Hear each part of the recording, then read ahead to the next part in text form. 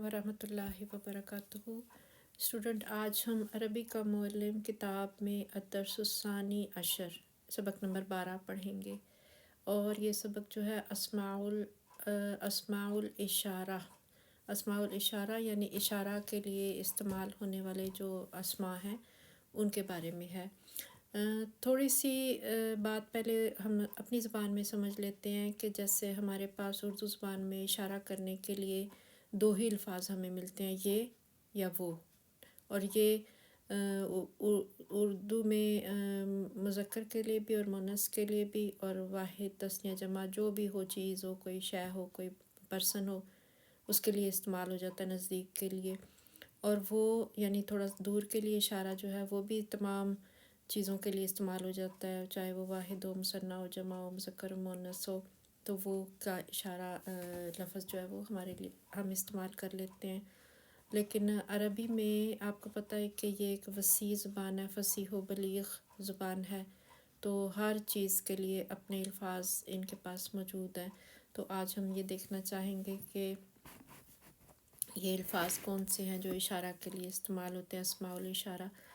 तो यहाँ शुरू में देख लेते हैं हम जो इन्होंने तमहीद बांधी है यहाँ नंबर 1 पे, कि जिन लफ्ज़ों के ज़रिए से किसी चीज़ की तरफ इशारा किया जाता है वो अस्मा इशारा यानी अस्माउल इशारा हैं। और इनकी दो किस्में हैं, ठीक है। दो किस्मों से मुराद के जैसे ऐसे ही जिस तरह हमारे पास भी ये और वो हैं दो किस्मों के, तो इनके पास भी इन मानों के लिए अल्फाज हैं, लेकिन कुछ वसी पैमाने पे ये अल्फाज इस्तेमाल होंगे, तो वो हम देखते हैं। करीब के लिए, नज़दीक की चीज़ के लिए इसकी तरफ इशारा करने के लिए इनकी कसीरुल इस्तेमाल सूरतें ये हैं। यानी आपने किसी नज़दीक चीज़ की तरफ इशारा करना है तो वाहिद के लिए भी अलग लफ्ज़ मौजूद है, तस्निया के लिए यानी दो, ये दो ऐसे करके आपने इशारा करना है तो उसके लिए कोई अलग लफ्ज़ इस्तेमाल होगा। इसी तरह जमा ज़्यादा की तरफ इशारा करना है तो उसके लिए कोई और लफ्ज़ इस्तेमाल होगा। और ये सारे जो इस चार्ट में हम देख रहे हैं ये नज़दीक के, ठीक है, करीब के इशारे के लिए इशारा करीब के लिए। और वाहिद मुज़क्कर के लिए जैसा कि हमें नज़र आ रहा है यहाँ, वाहिद मुज़क्कर के लिए आपके सामने कोई मुज़क्कर है, कोई पर्सन है या कोई चीज़ है तो उसके लिए हाज़ा लफ्ज़ यूज़ होगा। जैसे आपके सामने कोई किताब है तो आप कहें हाज़ा किताबुन, कि ये एक किताब है। और इसी तरह तस्निया के लिए या कोई मर्द है तो आप कह सकते हैं कि हाज़ा रजुलुन, ये एक मर्द है, या हाज़र रजुलु, ये एक मर्द। इस तरह से आप इशारा और मुशारुन इलैही को एज़ मुरक्कब नाकिस के तौर पे इस्तेमाल करेंगे। हाज़र रजुलु यानी आपका जो मुशारुन इलैही है वो अलिफ लाम वाला होगा। तो ये सारी सूरतें हम आगे चल के देखेंगे। अभी हमें ये सीखना है कि इसम इशारा कौन से होते हैं और किस लिए इस्तेमाल हो रहे होते हैं। तो इस चार्ट में ये सारे करीब के इसम इशारा हम इस्तेमाल कर रहे हैं, वाहिद तस्निया जमा। फिर इसी तरह तस्निया मुज़क्कर के लिए हाज़ानी, हालत रफ़ा में हाज़ानी इस्तेमाल होगा, यानी हाज़ानी ख़ुद जो है ये हालत रफ़ा है। और इसी तरह अगर हालत नस्ब और जर में इसम इशारा इस्तेमाल करना है दो मुज़क्कर के लिए तो हाज़ैनी, ठीक है, यानी हालत नस्बी व जरी में हाज़ैनी लफ्ज़ इस्तेमाल होगा।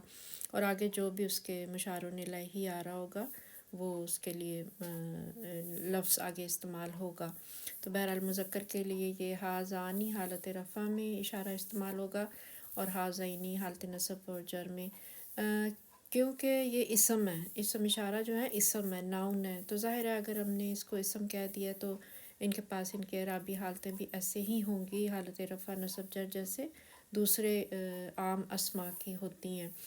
और जमा के लिए हमारे पास से इसम इशारा इस्तेमाल होता है हाउलाई, ठीक है, ये बहुत मर्द, यानी जमा मुज़क्कर में हाउलाई में ही ये मुज़क्कर का मायना आ गया है।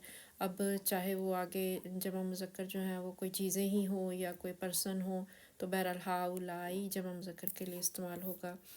इसी तरह नीचे हम देख लेते हैं वाहिद मुअन्नस के लिए जो इसम इशारा इस्तेमाल हो रहा है, यानी आपके सामने एक पर्सन है या कोई चीज़ है तो वो मुअन्नस और है भी वाहिद, तो आप उसके लिए ये का इसम इशारा इस्तेमाल करेंगे तो अरबी में हाज़े ही लफ्ज़ इस्तेमाल होगा।